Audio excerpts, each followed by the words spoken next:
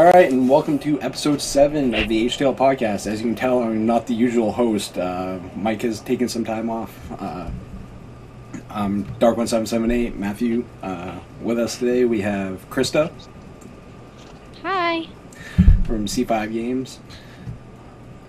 Bill Dorn. Hello. Kevin Arrington. Hey guys. And Kate, or Clarissa, as everyone knows her on HTL.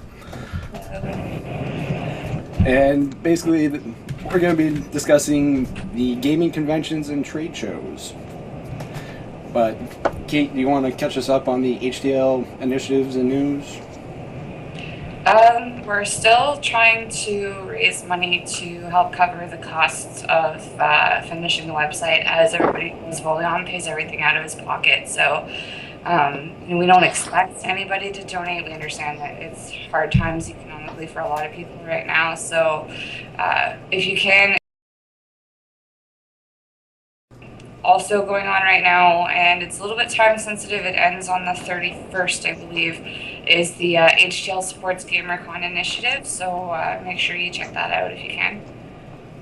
And do we roughly know where we're at sitting on that right now as far as the goal? Last I checked, we were around $300.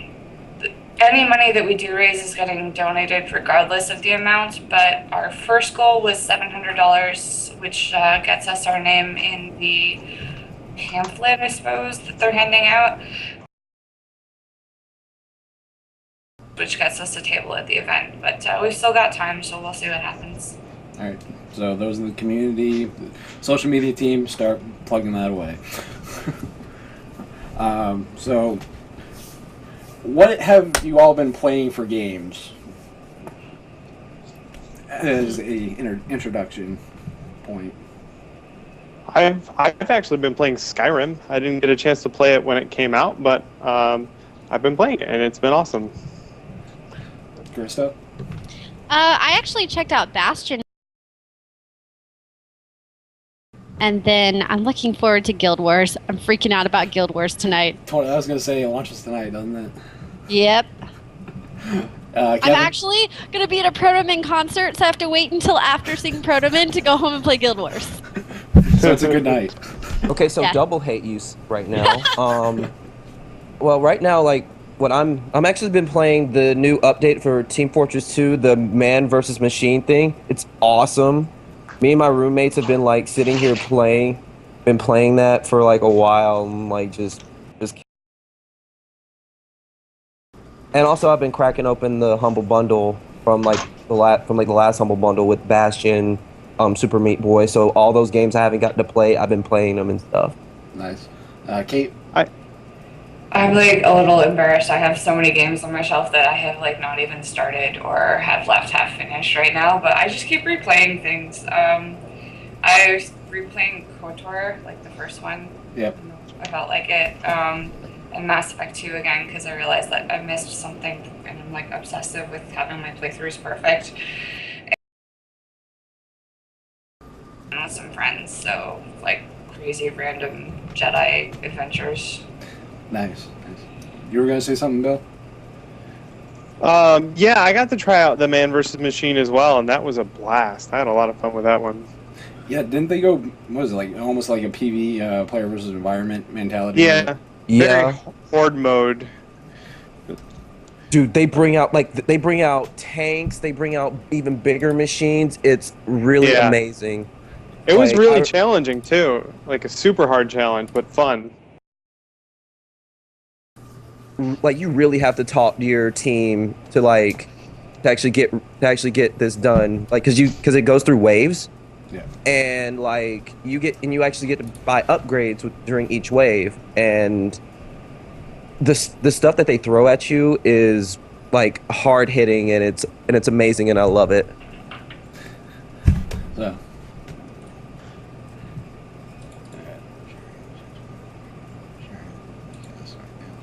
We'll put them in the show notes.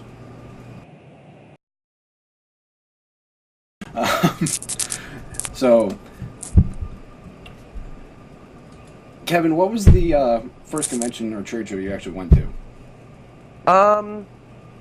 technically, the first one that I went through was AWA at Anime Weekend Atlanta, but I was only there for an hour to pick up a friend, and that actually got me started actually wanting to go to other conventions because I'm originally from Montgomery, Alabama, and so like I would go to conventions over there, and but my first act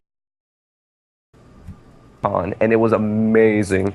It was it was set at the Marriott over in Atlanta, like this big hotel thing. That's like 3 buildings and stuff, and it's amazing. It's like Comic-Con for the South. It's amazing. Kate?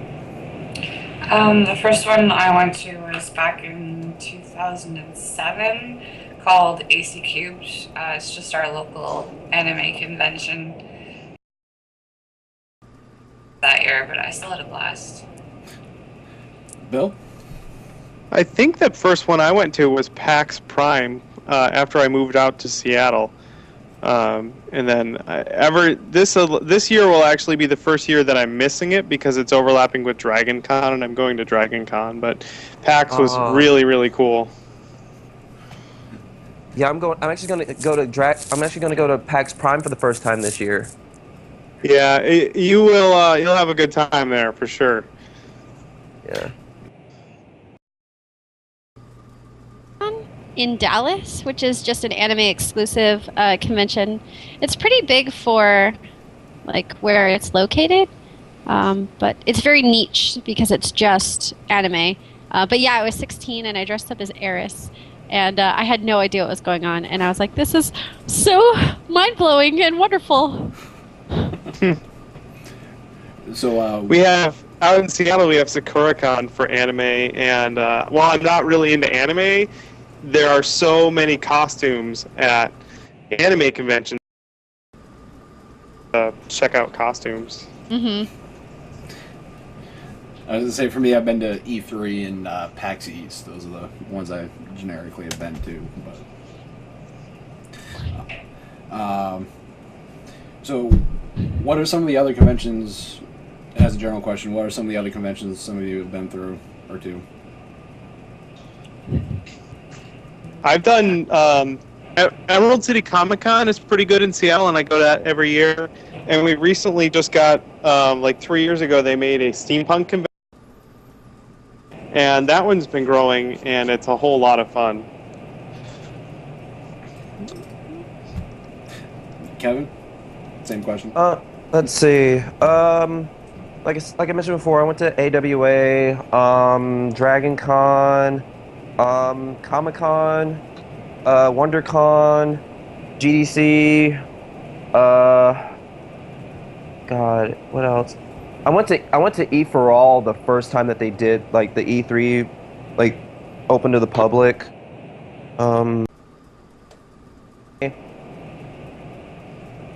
And that's all the ones I can think of on the top of my head right now. Krista?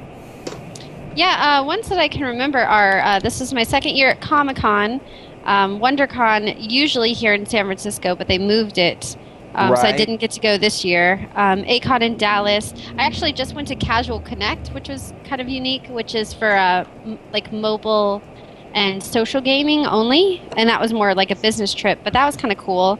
And this year will be the first PAX and E3 and GDC. I've never been to PAX, and I'm really excited about next week. Dude, we should be like PAX buddies, because it's gonna be my first time too. And Kate, speaking of PAX, I believe you're going, aren't you? Yeah, Chris is my PAX buddy. Back off. I'm flying halfway across the continent for this, so my Krista. But yeah, so my town sucks. Like a government bureaucratic town, like everybody's got to stick up their butts, so not a lot happens here, but it's starting to improve. We have 2 anime cons, Naruto-U, which I would call more of a cosplay meet and greet than an actual con, because not very many people go and it's not very well organized, but it's still fun to see everybody. G-Anime, which is actually across the river on the Quebec side, is a little bit better organized.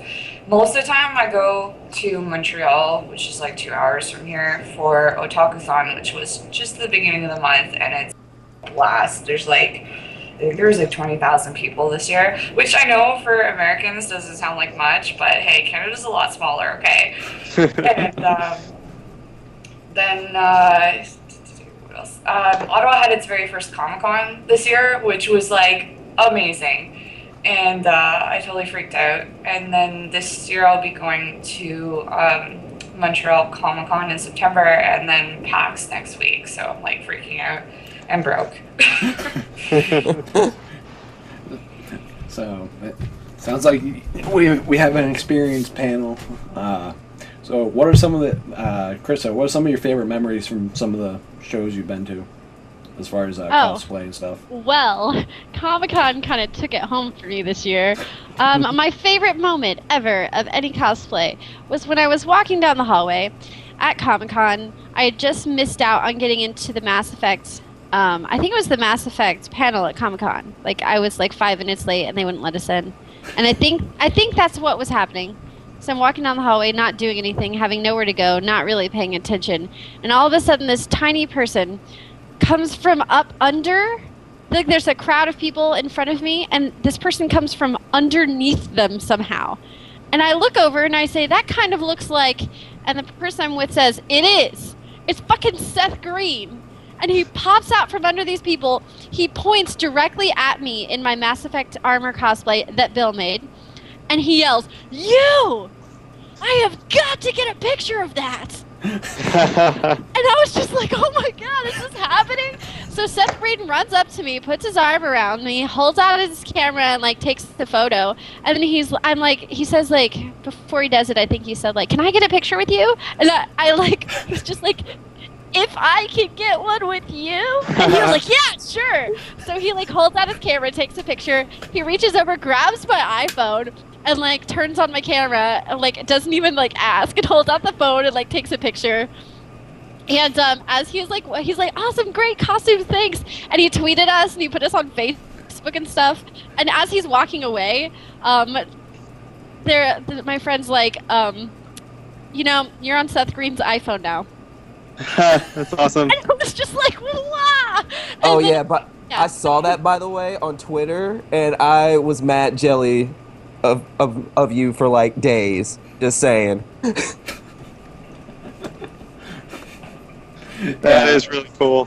I was gonna say, I do remember seeing that picture being tweeted by Like, I remember sitting there with my friends, and like my friend Scott was on Twitter or whatever, and then he's like, "Hey dude, check this out," and like, you know, because he's just going through and shit. Seth Green tweeted this, and then I look over, I'm like, "Oh mother, that's Krista." He's like, "Wait, you know that chick?" I'm like, "Yes." Yeah, then she ended up on Raphael Sparta's Facebook page, so you want to talk about Mad Jelly? Yeah. I got that covered. Yeah. I saw it and I said, you know, those outfits look familiar. And then you wonder why. saying to my crew, like, "I know her longer than you." Krista, there are also some various things I remember being tweeted too, but Hey, you know what? That was drunk texting, but I stand by it. I still think it's true. but Yeah, it's still true, whatever. Also, whenever we were walking past the booth where they had the cast of Community, where it was doing interviews at Comic-Con, I was like in my cosplay, and I was like trying to see everybody, and I remember like looking directly at the guy that plays Abed, Danny, I don't know how you say his last name. It's like Pudi. So I was looking at him, and he looks over and like makes eye contact.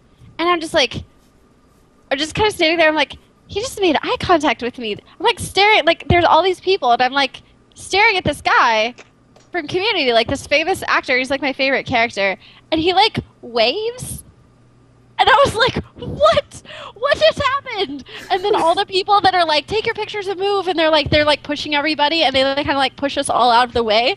And I was just like, I think that Ahmed just waved at me. That was pretty awesome. Also. I had something similar happen at Dragon Con last year. Felicia Day, at the time, was promoting Dragon Age because she did a Dragon Age web series, and she had her little entourage, and she was going through the crowd, and anyone in a Dragon Age costume, she was getting her picture taken with and tweeting it. And I was just wandering through the convention in my Dragon Age costume, and out of nowhere, bam! She's like, "Hey, I need to get my picture taken with you." And I was like, "I guess that's okay. Sure." And so I got my picture taken with her, and she tweeted it, and it was wicked cool. So your Dragon Age cosplay is amazing. Oh, it's thank like you. one of my favorite cosplays ever.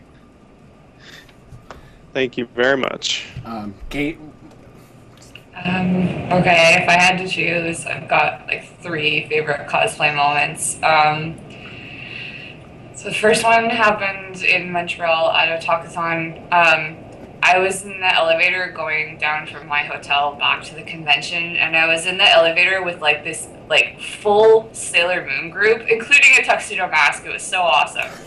How often do you see a tuxedo mask? And no, he wasn't doing it willingly.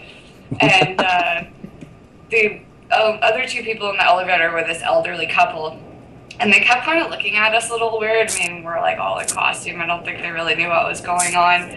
So finally, the elderly gentleman gets up the nerve to ask us what's happening. And, one of I think it was the tuxedo mask, he goes, "Oh, it's a Japanese anime convention." And then the old lady goes, "Oh, are there a lot of people that go to this thing?" And I hope people are going to get this reference, because if not, I'm like going to be laughing by myself. But the tuxedo mask kind of looks around the elevator and goes, "Over 9,000.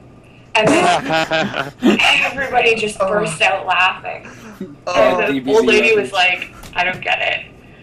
But so that was hilarious. And then sometimes we go to the botanical gardens, and we go to the Japanese garden, and we do Bleach cosplay photo shoots, since we have like a really big group of Bleach cosplayers. And we were just kind of walking around in the morning waiting for everybody to get there, and my friend was being an idiot and playing in the little kiddie park.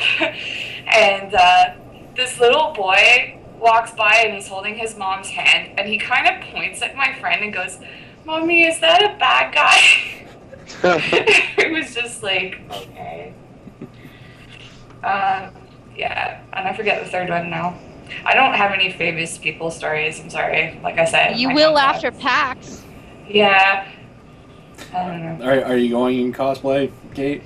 Yeah, Krista and I are actually doing the dress uniforms from Mass Effect 3. Oh, nice. So. Kevin? Let's see. Well, like I only have one famous story, but I will say I have a lot of favorite cosplay moments because I'm a fan of really good cosplay. And I remember when I was at Dragon Con, like when I went to Dragon Con for the first time, I saw this beautiful family that like you could tell it was a husband, a wife, and a son, and they were dressed up. One was dressed up as Batman, the other one was dressed as Catwoman, and the son was dressed up as Nightwing. It was so phenomenal. The Nightwing had like the batons, the friggin' like the Catwoman was like not the cat suit Catwoman, but the one where it's like the zip up with the boots and the goggles, and she had the whip. I'm like, God dang it, go. And then like I also saw these groups, I saw a group of like cogs at like these guys just dressed up like with war makeup and everything, dressed up as members of the cogs from Gears of War. Yeah. So amazing. Out here when Marvel vs. Capcom 3 came out, like there was a launch party over at this place called The Mighty. No, it wasn't The Mighty, it was the Mezzanine. And I saw Vampy Bite's White Crown Phoenix. She was dressed up as that. I saw a really awesome Morgan from Darkstalkers. And I will say another good memory that I do have was when I was at Dragon Con and I bumped into David Tennant. Oh, Like, cool. literally just bumped into him, and I was like, "Oh, sorry," and then like I walked off, and then I had a double take. Like, wait a minute, I just bumped into David Tennant. Come back, come back. But yeah, Actually, just remembered my last one. It was at Ottawa Comic Con back in May, and I decided that I was going to cosplay She-Ra. And I don't know if people remember what She-Ra's outfit looks like, but I do. there was much boobage going on. And at one point, my wig was sliding off my head, so I was just kneeling down in the middle of the exposition hall trying to put my wig back on, and this guy was waiting to take my picture. And all of a sudden, my friend Rose, she kind of just starts yelling at the guy not to stare down my top. And the guy starts like turning bright red and then walks away. And then the news guy came by and wanted to take my picture, and the news anchor was like signaling no because there was too much cleavage. So yeah. Then I went and got changed.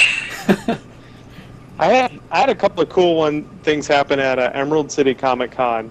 I went as Wolverine and my wife went as Mystique.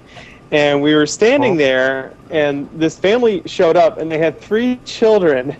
They had one teeny little Wolverine, they had one teeny adorable little Mystique, and then they had like a Cyclops. And they're like, "Go, kids, go get your pictures taken with Wolverine and Mystique." And the kids ran out, and they grabbed Cyclops. They're like, "No, not you." So we got our picture taken with this our little body doubles, these teeny little body doubles. And the poor Cyclops is like, "Oh, I want a picture taken." That's and awesome. then later that day, this woman ran up to me. I was still dressed in my Wolverine costume. This woman ran up to me. She's like, "Oh my goodness, I want to get my picture taken with you." And she handed her camera to who I assume was her boyfriend. And she was like, "Oh my goodness, this is like a childhood fantasy. I love Wolverine. Here, take my picture." And the dude was clearly not stoked about it, because she was like grabbing me and had her arm over me. And he was just like, "Yes, dear," and snapped the picture. And I felt like quite the pimp after that. It was pretty cool. I was gonna say, I think my favorite memory was actually this year when I went to PAX East. Me and one of my friends were sitting around at one of the tables, and we look up and we just see 4 like overall suits with backpacks walk by, and it was like, "Is that seriously the Ghostbusters?" Yeah. And somebody was behind them playing on their phone, playing the theme from Ghostbusters. I was like, that is just so awesome. And I ended up talking to one of the Samara cosplayers for ME. Little did I realize when I went to the Mass Effect 3 panel that it was actually the face model for Samara. I was like, okay, that just makes it a whole lot more interesting. Yeah. But, wow, you were spot on. You look just like her. Yeah. I am her. Oh my goodness. oh Jesus. It was. I had a good time at PAX East, though. I was at PAX East this year too, and it was really, really fun. I went in my Hawk costume. I have my Hawk Mage costume, and I have an identical twin brother, and he made a Hawk Rogue costume. So we were the ultimate like character select screen. We were one warrior short of a character select screen. Nice. Yeah. So, if I can find the outline here. All right, favorite memories. So this is more directed towards people who buy or people who are DIY kind of people. Kevin, I know you're more of a do-it-yourself when it comes to cosplay. Mm-hmm. What are some of the, where do you get the stuff, generic costs, what have you? Well, it all depends, actually, because it all depends on what you're cosplaying as, because sometimes it can be easy as going to a thrift store and, getting, an old motorcycle jacket, or it could be as complicated as going to like, to a Joann's fabric store and getting like a pattern and buying the fabrics and stuff, and also going to the hardware store to get like fiberglass for your weapons and all this other stuff, and also buying wigs and contact lenses that like the special effects ones. And sometimes the cost can range from as little as $12 to to about as high as $600. It's really ridiculous, and also putting like and also the time and effort into it. It's really astounding. Like, I remember one time when I was little, and I was still at the height of my Power Rangers fandom. Yep. And it was the ninja ones, and I wanted to be the White Ninja Ranger. And so my mom was like, okay, let's go to the fabric store and actually get go and get the pattern and stuff, because I found the pattern at the fabric store at what was it, at Hancock Fabrics, and picked it out, got the materials, we ironed on, we sewed it together, ironed on everything, put little the gold embroidered outlines of it, put the gemstones in, and sure enough, I was the White Ninja Ranger for Halloween. It was amazing. I was actually the blue not the ninja one, but the normal Blue Ranger in 6th grade. Yeah, I was the Red Ranger in kindergarten. Yeah, I ended up going trick-or-treating in basically a skin-tight jumpsuit, a little 11-year-old boy, and it was snowing on New Year's, or on Halloween, and I froze my Blue Ranger nutsack off. A whole new meaning of the phrase blue balls. Yeah. Blue Ranger. Oh my god. Okay, I lost my train of thought now. I don't want to hear guys complaining about being cold in cosplay, okay? You have no right. You have not worn a mini skirt in January in freaking Canada, okay? You don't know that. Well, if you have, I don't want to know it. Let's put it that way. I was gonna say, I'm in Maine. Is that close enough to Canada?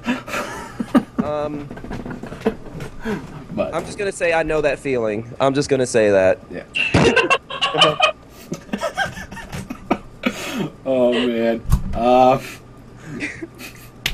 Oh my god, I lost my train of thought now. I think we were on buying cosplays versus making them. Yeah, I know. I had a follow-up question that wasn't written. And oh, bad host. Kate, are you a do-it-yourself one, or are you have somebody else do it? I'm a mix of both. I have tried. I've honestly tried. My grandmother's a seamstress. She made my prom dress and everything. She's amazing. She's tried to teach me to sew so many times, and I just can't. I can't.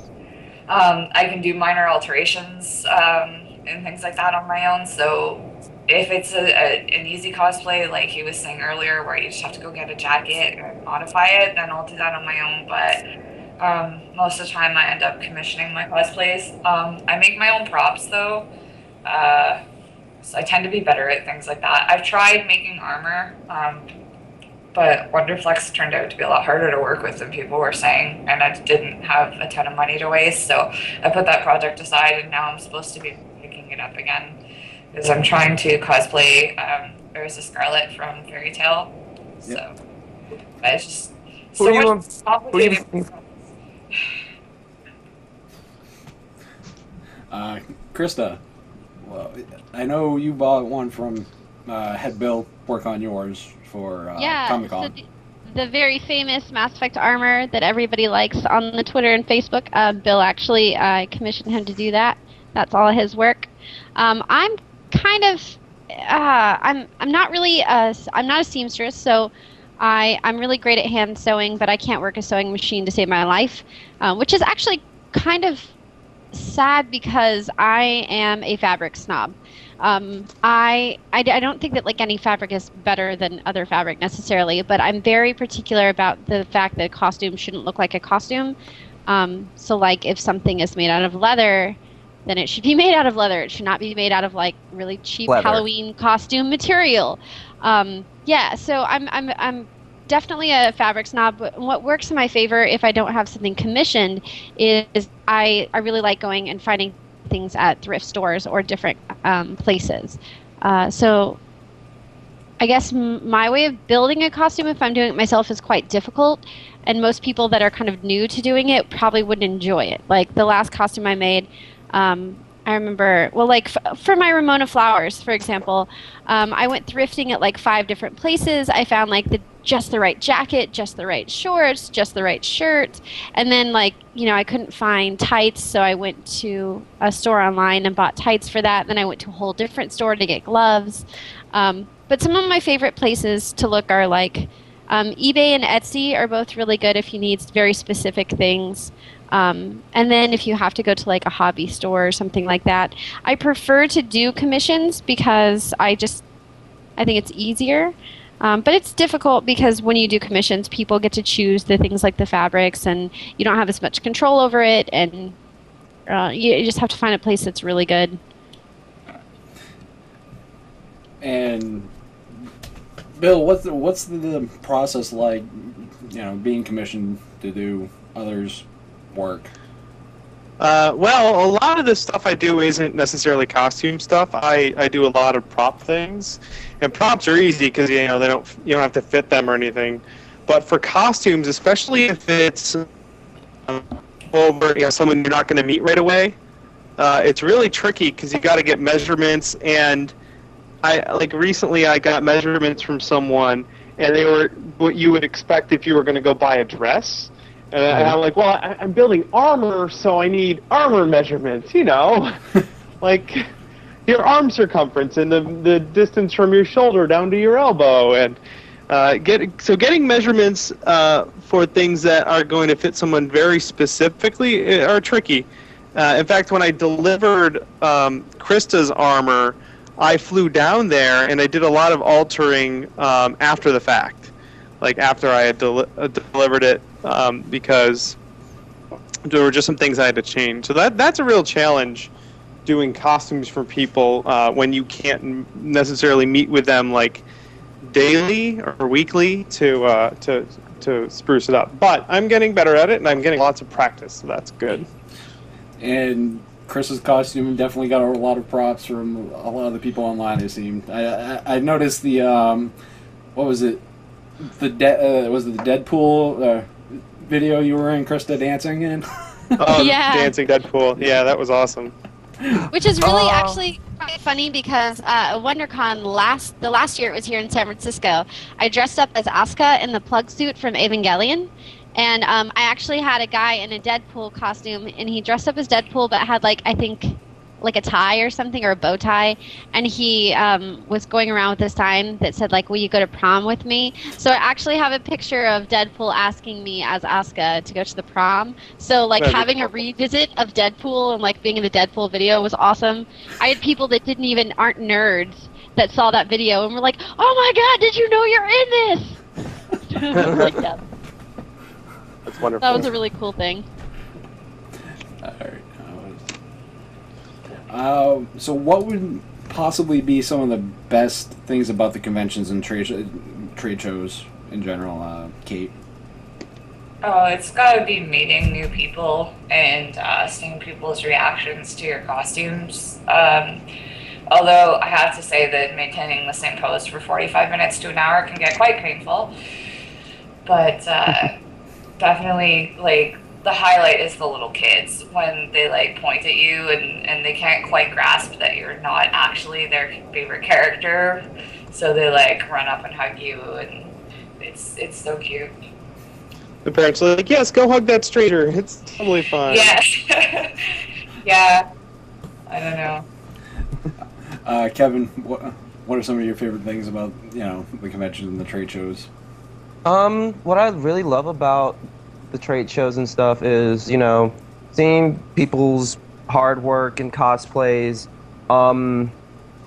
meeting new friends, making new memories, and those late night hotel room parties that you just run around and just have fun. It's it's everything that the trade shows have to offer. Not to mention like actually getting to meet the stars, like actually getting, or like the producers or the writers or the actors and stuff of like your favorite show or like your favorite comic book or what have you.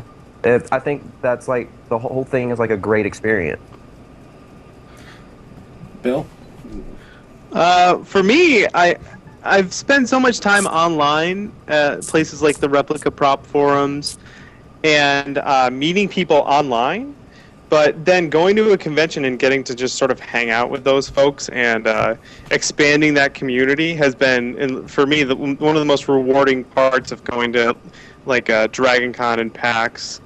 It's been really, really cool to like, hey, you're actually a real person, not just someone on the internet. That's amazing. Let's go have a drink. So for me, that's been a lot of fun.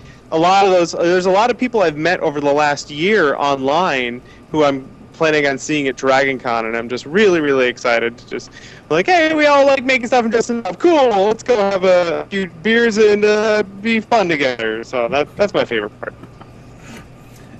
Krista? I think, honestly, one of the best things about conventions is just the camaraderie and being able to be around people that are into the same things as you. Like, I mean, most of us probably grew up in some sort of fashion where being the nerdy kid was not something that people give you credit for. Like now, especially, it's very trendy to be like geeky or nerdy.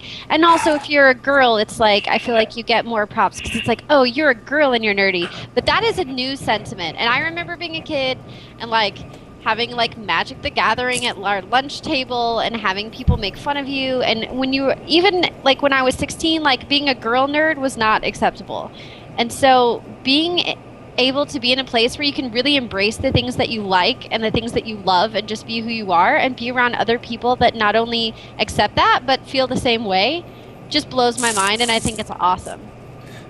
I kind of like it too because like I said, I grew up in Alabama, and like being black and a nerd was kind of like unheard of. So it's kind of funny that black nerds were kind of invented like 2012 apparently. So it's kind of weird like seeing stuff from back then to now, because now it's like you got stuff like Angry Black Nerd, like Childish Gambino, and like all these other guys that like pop up, and it's like it's the norm now. Versus like back then, you were like chastised and like ridiculed because you like Pokemon. Yeah. Yeah. I was gonna say, I know for myself, like Krista said, it's very nice to be able to go into a convention or a trade show, and for the most part know that most of the people there are into the same stuff you are, so you have that commonality of something to talk to, even if it's a complete stranger. It just seems like you can be more open with who you are and how you are, and a lot of the stigmas from society about being a geek or a nerd from 10 or 12 years ago seem to have slowly disappeared, and it's a nice thing to see. It really is, because I'm a tech guy, so a lot of the stuff that I'm into people used to poke fun at. And in the same way, for video games and gaming in general, it's been the same way. And I'm glad to see that stigma kind of going away. I really am.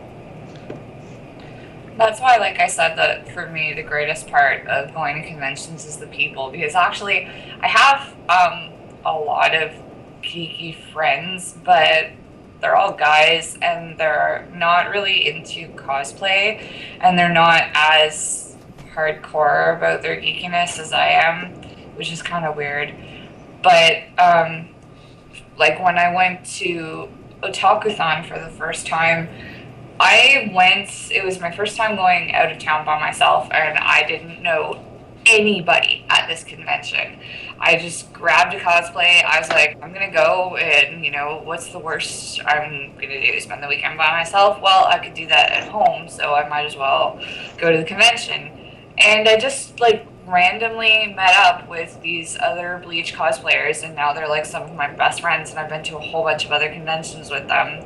and I go out of town to see them once in a while. And then the same thing at another con here in town. I just randomly started talking to this other person who was sitting there by herself, and now we're good friends. So it's really great because you go to these things and you don't have to worry about being judged.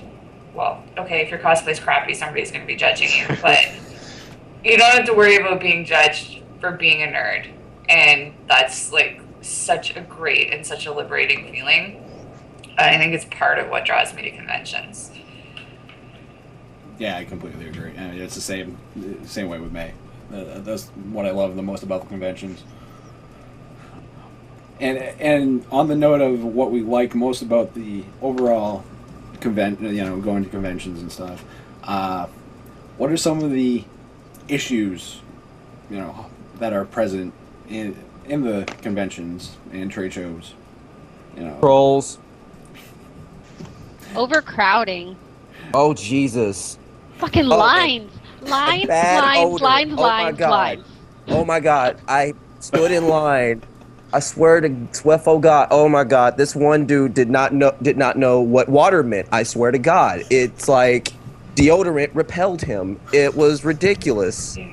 I understand we sweat, we create odor, but it takes like 5 minutes. Just jump in the shower, freshen up, put on like some deodorant, brush your teeth, and for God's sakes, don't forget the mouthwash.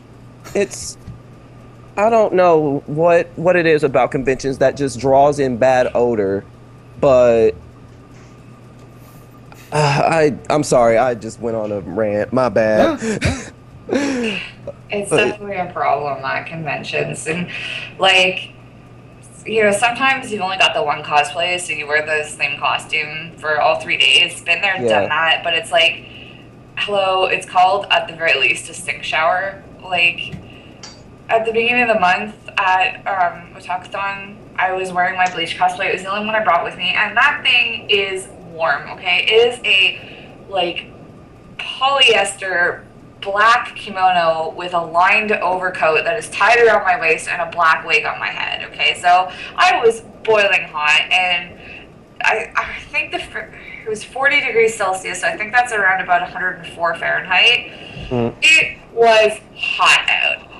But, we kept going back to the hotel every couple hours, and we would, just, wipe ourselves down and freshen up. And it's like, some people don't do that, and you're just like, oh God, the smell.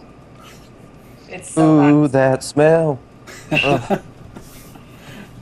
Yeah, I mean, I can understand the whole cosplay thing, but it's just that when it's everyday people that you who are wearing everyday clothes just to be an attendee, that's when I'm like, can you do something about that? That's when I'm like, can you not propagate horrible stereotypes about nerds? Thank you. It's like, I don't want that's what I'm smelling to somehow land in my mouth and I'm tasting it. It's just gross. Yeah. Oh, Kevin. Oh, man. I'm sorry. Krista, you mentioned overcrowding. Oh my God, has anyone been to Comic-Con? Comic-Con is the worst about this. First of all, before last year, before this year, you couldn't even get a ticket. Tickets would sell out in 6 minutes and the servers would crash. That indicates a problem. Comic-Con, you can't get into... Okay, no, you know what? I'm going to back it up and I'm just going to give an example. There were people that got in line on Wednesday or Thursday and sat in a line until Saturday at about 3 p.m. for a Firefly panel. They sat in line for 3 to 4 days. They had over 16, I think it was 16,000 people or something in this line. The convention room is not that big. That's ridiculous. I had friends who waited on Thursday through Friday, through Saturday, through Sunday for the Doctor Who panel. And there were people that waited for 2 days in line and didn't get in. So the way that they do that, I don't know, just like having too many people and the way that they do lines. I've never been to PAX yet. And I've heard that PAX is amazing about lines, that they like keep people entertained, and they only let a line form that's reasonable enough to actually go into the convention room. Um, Comic-Con is a clusterfuck. And I actually, this year at Comic-Con, did not stand in a single line, did not go to a single panel, with the exception of like an autograph line, because I just don't want to deal with that. Like, you spend your entire convention in lines, and unless you find that enjoyable, I don't see the purpose. Comic-Con is the worst. Well, what a couple cons here have started doing, especially for the masquerade at some of the larger conventions, is they do a bracelet system. They have X amount of bracelets for however many seats or people are allowed in the room based on fire code. And they're like, okay, masquerade bracelets are at this place. Go get one. If you don't have a bracelet, you don't get in. Don't even bother lining up. And I find it's helped a lot. And that's like just like, I think the first time I did that system was at Anime North in Toronto this year, and there was 40,000 people at Anime North. Anime North is mostly a parking lot convention though, so the lines weren't so bad. But for the masquerade, like, if they hadn't had the bracelet system, it would have been crazy. I actually have another problem that I have listed here, and it is related to things like the bracelets and the things like that, and the raffles for getting in line and things like that. I had a question here somewhere on this that was like, how easy is it, or what does it take to like get into like the convention scene, and things like that are impossible if you are a noob. Like, when I first went to Comic-Con, I couldn't do any of the panels. I couldn't do any of the autographs because they had these systems like bracelets or raffles, and they don't tell you. It says in the book, like, it says, oh, this panel is at this room at this time, so you go, and they're like, you don't have a bracelet, and you're like, where the hell was I supposed to get a bracelet? What the fuck is a bracelet? I don't know. Like, I don't know anything about like how this works, and it's really actually quite difficult for someone who's never been before and who doesn't have someone telling them like, oh, this is how things work. And I still don't think that I understand like how to go do autographs at Comic-Con, or where to get the bracelets, or when to get the bracelets. I think that's kind of a thing that they don't explain very well, and it's a good system to have, but people aren't just going to know that sort of thing. Yeah, Well- go ahead. Well, I know when I was volunteering with WonderCon last year, there was, the whole Green Lantern movie thing was happening, and there was like a raffle in the Traders Hall where you would actually have to, try and grab like, a ring, like the ring or the right ticket to actually get a meet and greet with the cast.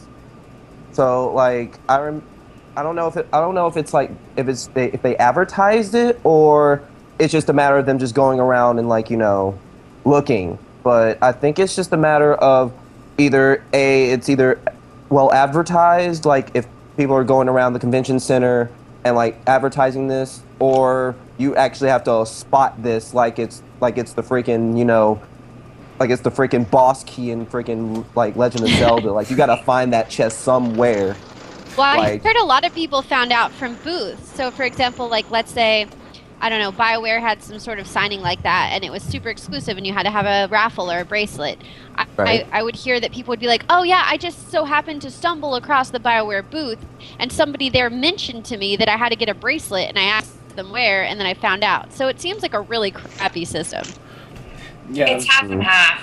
It's a little bit luck and a little bit determination. Like, I am the kind of person that when I go to a convention, especially a convention where there are certain things that are time sensitive, like autographs or photo ops or things, I obsess over it. Like, Ottawa Comic Con, I had a schedule, like, down to the minute of where I was. And if my friends didn't cooperate, it was like, sayonara. I am not with Mr. William Shatner's panel, and you can sit in the back seat if you want. So it's a little bit luck of, like, seeing things. Like, for PAX, for example, I just found out, like, confirmed that Jennifer Hale and I can never remember her name, Ali Hillis, I think, the voice actor for Liara, they're going to be at PAX. And so, of course, I was like, oh my god, oh my god, oh my god. And when I stopped hyperventilating, I was like, okay, need details. So like right away, like there's nothing on the BioWare blog. So like I tweeted them, and Ali Hillis answered me that, you know, at least she was there all 3 days. So then I like scoured the PAX Prime map until I found out where the BioWare base was. So it's like I'm a little bit obsessive about these things. If I want them, I will find them. So yeah, they don't advertise it as well, but I mean, having been on the organizing committee for some things like this, I know that they have so much on their hands that it's kind of like, if you want something bad enough, find it yourself. Sometimes they don't advertise it though. Like there, Comic-Con this year, I went to get a copy of Scott Pilgrim at the booth, and they were like, "Oh yeah, just so you know, Brian Lee O'Malley is going to be here signing autographs at like 10 a.m. tomorrow morning." He is not in the booklet for Comic-Con. He was not on the website. He was nowhere. He didn't tweet about it or anything. And so sometimes it's just like, "Oh, I stumbled across the Oni Press booth, and they told me that he was going to be here impromptu." And it's just really luck. And also, I think you and I are going to be good PAX buddies because I don't do any of those things. But I, like, if you have a list, I'll be like, oh, good, we know where we're going.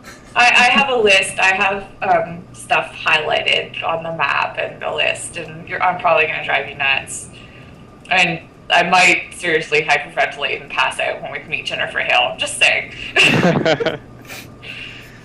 Last year, I know I used the app that Dragon Con has to pick, like you can go through and just tag all the panels that you want to go to, and it'll put together a list for you, which was really cool. I was like, ooh, I want to see this. Ooh, I want to see this. And I had a full, 3-day list of things to go to, and I made it to maybe like 3 of them, just because I kept getting distracted. Yeah, so usually what I'll do is if there's one panel that I really want to see, I just make sure I get to that one. I have to kind of pick my favorite and make sure I go see that one. Well, what I do is I actually, and I know not everyone is in the position to do this, but whenever it's available, I shell out the money for a VIP pass. Oh, yeah. It's like, it may cost a ton of money. Is that a thing? Like for Montreal. Yeah, that's a thing. In mid-September was $220 for the VIP pass. It gets you like a t-shirt and a bunch of stuff, so it's not like, just $220 for nothing. But it lets me skip the line for autograph sessions for Patrick Stewart, William Shatner, and a bunch of other big names, and skip the lines for any photo op with any star. And I get front of the line access to both William Shatner and Patrick Stewart's panels. Nice. So I want to go to there. They're still selling tickets, but I don't know if you can get up there. I was going to say, I know the way they did it at PAX East was, Bill, you can probably verify this, is like a lot of the stuff that they were listing for the day was basically on the back of the pass. As far as, locations and all that stuff. Yeah. And they kind of, because I went to the Mass Effect 3 panel and they had the Dragon Age panel before it, and that was kind of a cluster on how they did that. Well, one of the cool things that BioWare does, whenever they have a panel like that, if you're dressed up in a BioWare game costume, yes, usually they'll let you go up front. And I have my Hawk costume, and they're like, "Hey, go ahead, go in. You can just go ahead and sit up in the front." I'm like, "Oh, thank you very much." Well, no, I showed up 5 minutes late for the Mass Effect panel at Comic-Con in my fucking armor, and they would not let me in. Well, no, I was so sad. Krista, it depends who's the CM. It's Marizin that does that. Marizin did it at PAX East this year for the Dragon Age panel, and she let the people for ME. Did they do it for ME too, Bill? I was already there for Dragon Age, and when they were clearing out the hallway, they were like, if you guys want to just stay here for the Mass Effect one, you can. And we were all like, yes. So we didn't even leave because the Mass Effect panel was directly after the Dragon Age one. Yeah. So I know it's usually Marizin that does that she gives the pick of the litter as far as seating to the cosplayers. Yeah, they did that at the BioWare party. Also, that was at Comic-Con. They would come out and just take people in costume, and I was so mad because we stood there in this ridiculous line, and they pretty much came out and told us like, oh yeah, we basically way overshot capacity. Nobody wants to leave because there's like free alcohol and free food, and all of the famous like voice actors are at the party just mingling with people. So just so you guys know, you can stand here for another 2 hours, but you're probably not going to get in. So they came out and took all these people in costume, like, and come on, not even some good costumes. And I was standing there in my armor with like a tally and another like shepherd, and I was like, really? Like, so yeah, I've definitely seen them do that, but I don't know, apparently I'm not pulling the strings properly. Just go find Marizin at the bar with the tokens. Yeah. I did that at PAX East. I went when they were clearing out BioWare base. I went to all the Crab Cat people were there, like Holly and Jessica and all those guys. I was like, hey, you guys want some beer? And they're like, oh, sure. So my brother and I went and bought a whole bunch of beer at the bar, and then we went back to BioWare base, and we're like, oh, we're the guys with the beer. And they were like, oh, come right back in. So I just went and hung out with those guys and gave everyone beer. Buy everyone beer. I'm writing this down. Yeah, when all else fails, buy everyone a beer. Yeah. Good thing that's right near South Station. Yeah, beer works. Cleavage works too, from personal experience. Well, I don't have that. Yeah. Some of us don't fall into that category. No. That's I a think whole the other problem, discussion. Yeah. Actually, it was one that was already discussed, but. I think the problem with Comic-Con and other conventions is like that is that Comic-Con and PAX, for example, are sort of multi-focus. So you've got like the organizers who organize the actual convention, but then you've got each little company like BioWare or Ubisoft or whoever who organizes their own little thing. So you can't really fairly expect the Comic-Con organizers to know to the minute what the BioWare organizers are planning.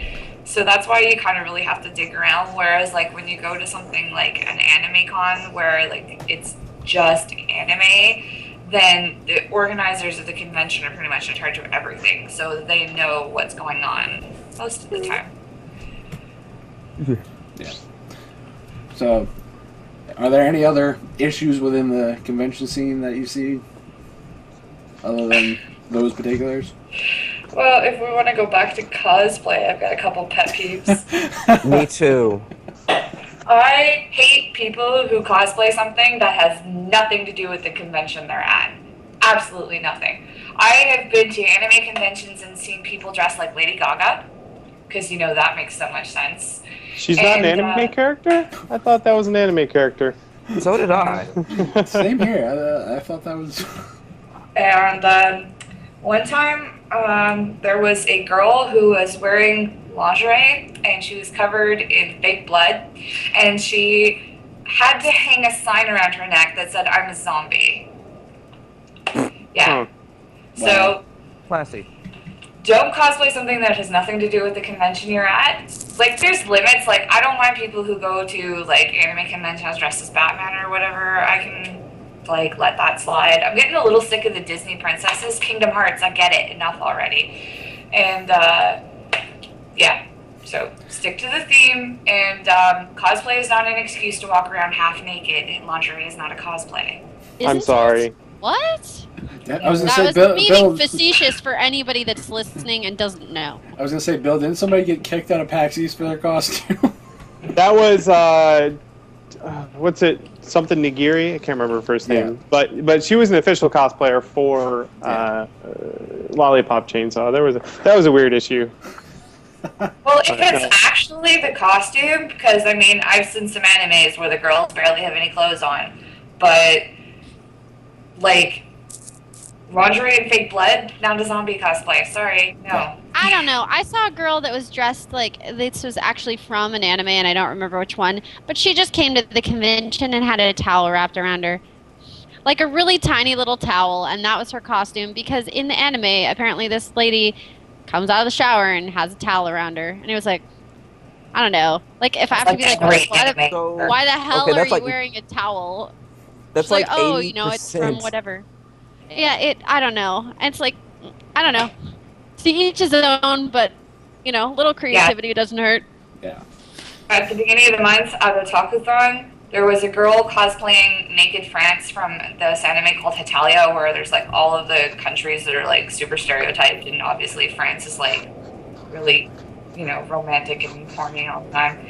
And yeah, so there's one episode for like 5 minutes actually the episodes only last 5 minutes, so it's like, I don't know, France was in it for like a split second where he wasn't wearing anything, he was just holding his flag. And so this girl was wearing like skin-colored granny panties and this like strap around her boobs that was also skin-colored, and she had the French flag and she was cosplaying Naked France. And okay, funny, except I got caught behind her going up the escalator and things yeah. I don't want to be mean. I really hate saying things like this because I want people to cosplay regardless of their body type. If you like it, cosplay it. Do take it into consideration though. Like if you weigh 400 pounds, please don't walk around in a bikini. It's just common sense. Yeah.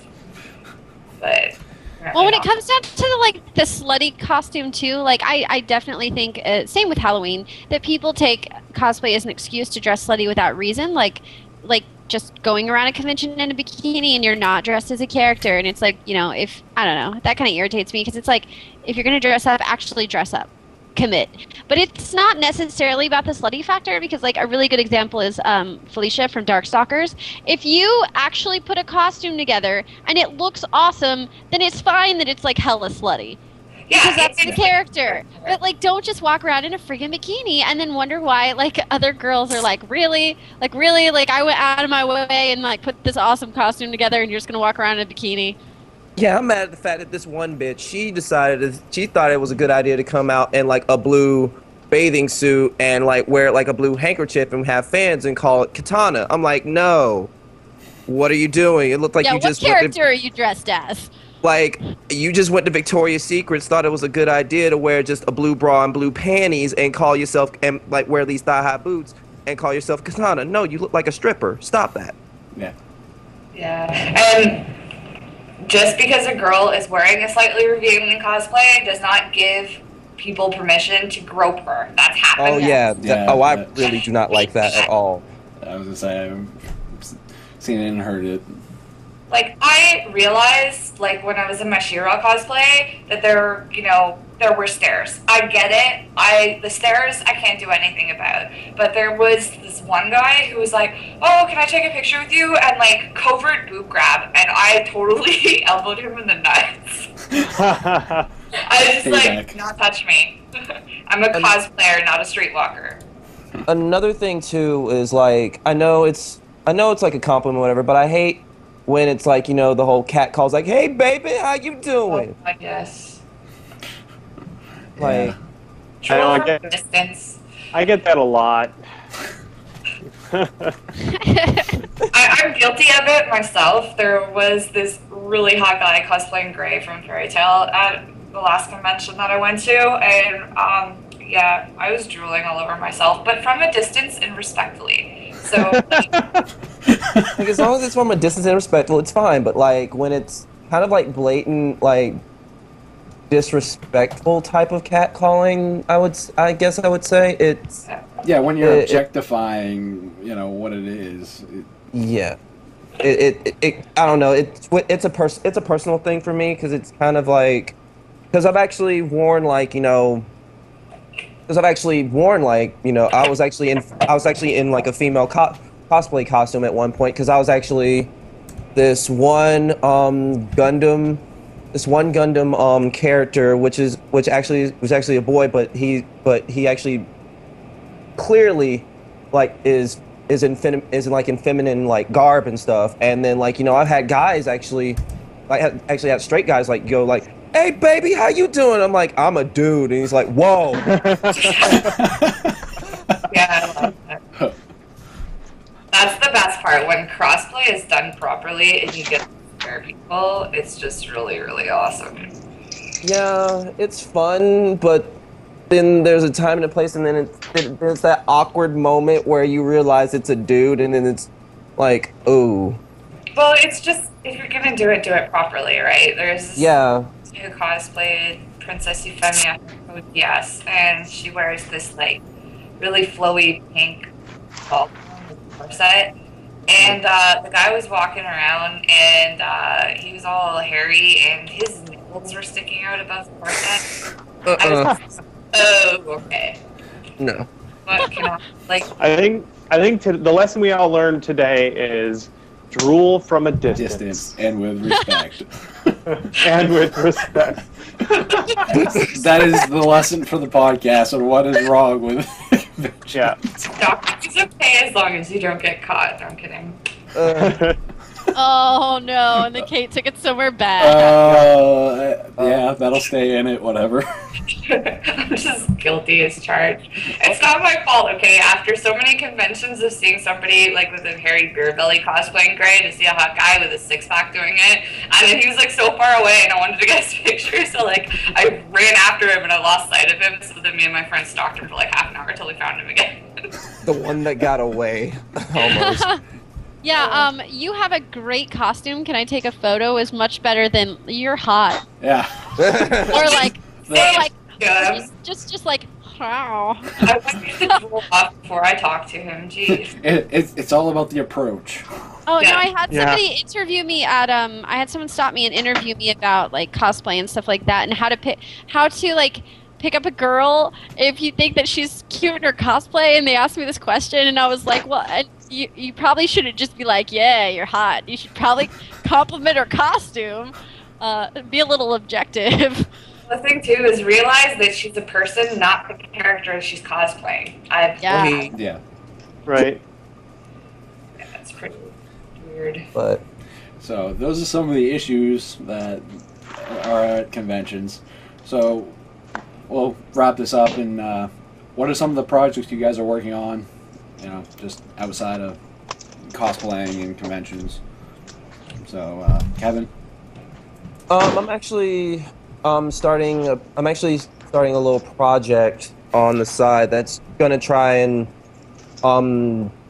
put together music and video games together, but it's more of like anything that's musical. Like if there's like a person that has a band that does like covers, or like someone's doing like a dubstep dance to like a friggin' dubstep remix of like, you know, Lost Woods from Ocarina of Time. Yeah. I'm trying to get that going, and also little side projects here and there that I'm trying to keep stealth, so I'm just going to keep hush on it for a little bit. Krista, I know you've been quite busy. Oh my gosh, work, mostly work. Pretty much just going to PAX next week. As far as cosplay, I have a Portal dress that is actually being made. That I lost a bunch of weight, so I had it built, and then I have to have it rebuilt by my friend who is sewing it. So that's like my upcoming cosplay. I figure I should do it while I still have pink hair. And then I've been working on Girl Trouble Time, which is the web series that I'm a part of. It's I kind of explain it in short terms as like, it's like sort of like a real life Adventure Time. It's about like superheroes and stuff, but it's very quirky and doesn't take itself too seriously. And it's supposed to launch sometime this year. And so I've been we've been filming episodes and doing costumes for that. Nice. Bill.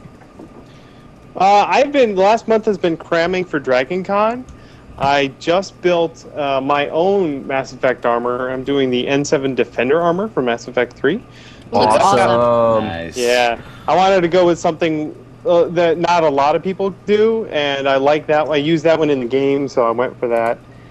That's finished up. I have a photo shoot for that this weekend with my wife, who just finished her costume. She's a Phantom, so that's going to be a lot of fun. Nice. Right now, I am building a costume for Veronica Belmont for Dragon Con, but I can't say what it is yet because we are not announcing that yet. She wants to keep it a secret until Dragon Con. So yeah, and then Dragon Con party for 4 days straight in costumes. That's my plan. Nothing wrong with that. Oh, dude, when you go to Dragon Con, make sure you check out that joystick game bar that just opened down there. Ooh, is that in one of the hotels? That's actually a new bar that opened up in Atlanta. Like, if it's all possible, check it out. It's called Joystick Game Bar. and they All right. serve food and have arcades. They have like a Facebook group and a website. Like, check it out. Oh, nice. This is relevant to my interests. Exactly. Kate. What have I been up to? Oh, you mean besides HTL?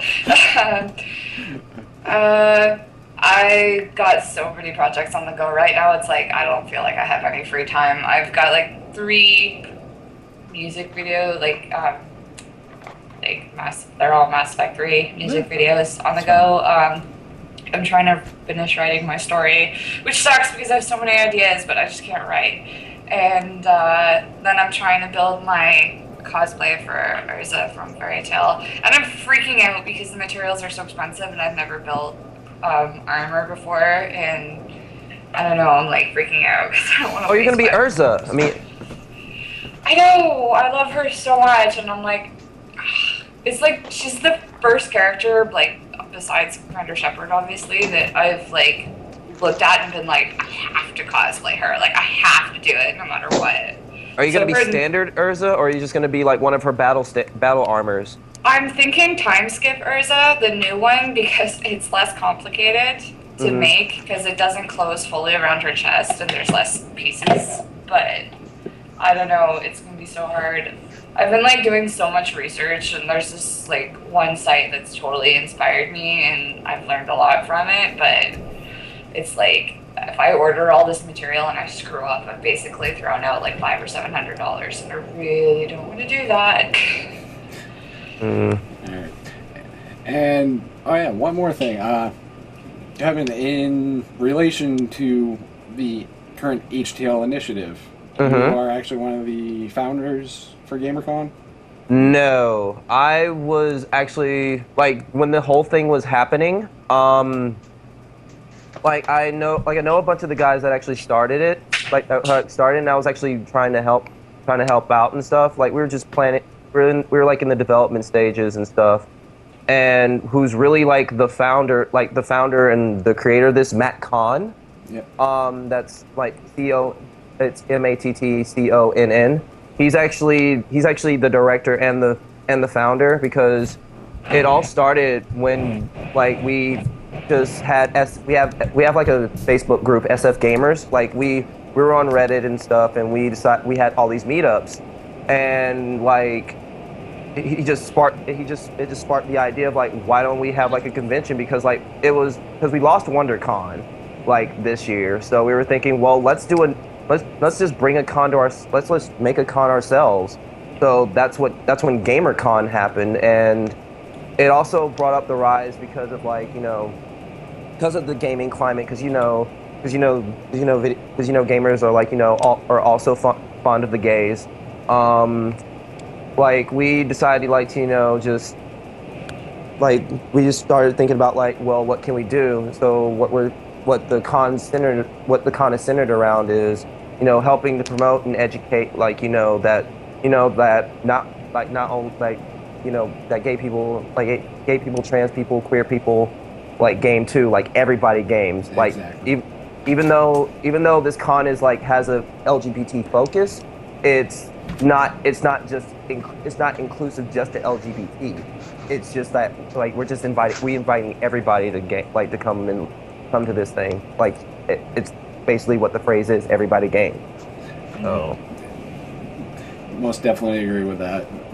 Gaming is should be an inclusive environment, and unfortunately some of it is not within the community of gaming in and of itself, and that's one of those issues where your goal and HTL's goal are very, very similar, very much in line with what we're looking to do to affect good and positive change in the environment that we have in gaming. So I would say if you guys have any questions, like there's the Facebook group for GamerCon. Also contact Matt Conn if you guys want to talk with him and like just have more information about it. Like the guys that are putting together this convention are awesome, and the stuff they have planned for it is even more awesome.